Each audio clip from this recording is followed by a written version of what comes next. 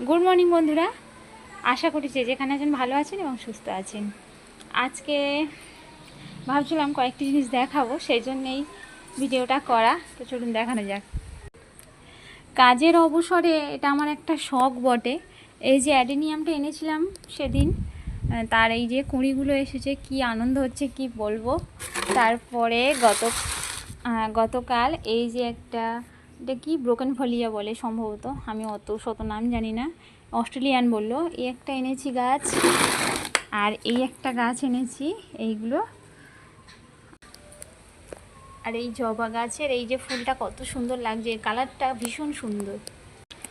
অবসর সময়ে মন ভালো রাখার জন্য আমি এগুলো নিয়েই ব্যস্ত থাকি। এটাই আমার সময় কাটানোর একটা কি উপায় বলবো। অন্য কোনো কাজ বা তেমন কিছু না থাকলে তখন আমি এগুলো নিয়েই ব্যস্ত থাকি।